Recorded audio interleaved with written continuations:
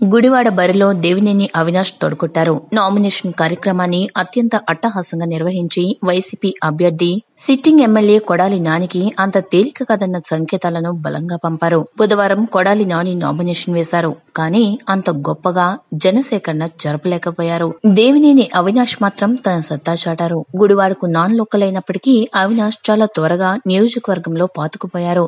అభ్యర్థిత్వం ఖరారు చేసినప్పటి నుంచి గుడివాడలోనే మకాం వేశారు. ప్రజల్లో ఒకటిగా కలిసిపోతూ అవినాష్ చేస్తున్న ప్రచారం మాస్ లో ఆయనపై విపరీతమైన క్రేజ్ ను పెంచుతోంది. టిక్కెట్లు ఆశించిన నేతలు కూడా కలిసికట్టుగా పనిచేస్తున్నారు. రావి వెంకటేశ్వరరావు, మున్సిపల్ చైర్మన్ యలవత్తి శ్రీనివాసరావు, పిన్నమనేని వెంకటేశ్వరరావు సంపూర్ణంగా సహకరిస్తున్నారు. టీడీపీకి పెట్టని కోటగా ఉన్న గుడ్లవల్లేరు మండలంలో పార్టీ మండల అధ్యక్షుడు కోసరాజు బాపయ్య చౌదరి నాయకత్వంలో ప్రచారం ప్రారంభించారు.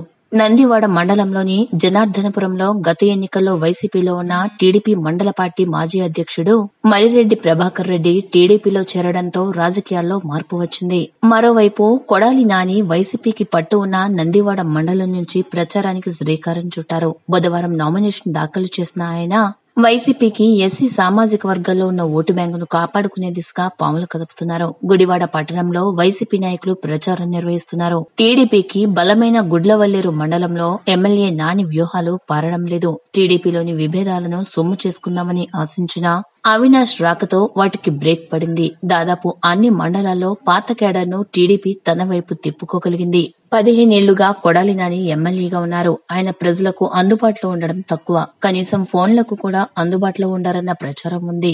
అదే సమయంలో ఆయనకు బాగా దగ్గర అనుకున్న అనుచరులు కూడా టీడీపీలో చేరారు. అందరిలోనూ ఆయన అనుచితంగా మాట్లాడతారన్న ప్రచారం ఉంది. దీంతో కొడాలి నానిపై వ్యతిరేకత పెరిగింది. ఇప్పటి వరకు సరైన లీడర్ లేరన్న కారణమే ఆయన అనుకూలాంశం. తాను అండగా ఉంటానని అవినాష్ భరోసా ఇస్తున్న ప్రభావం నామినేషన్ లో కనిపించింది. 10,000 మంది పైగా నామినేషన్ కార్యక్రమంలో పాల్గొనడంతో గుడివాడ రూటు మారుతోందన్న ప్రచారం ఊపందుకుంది.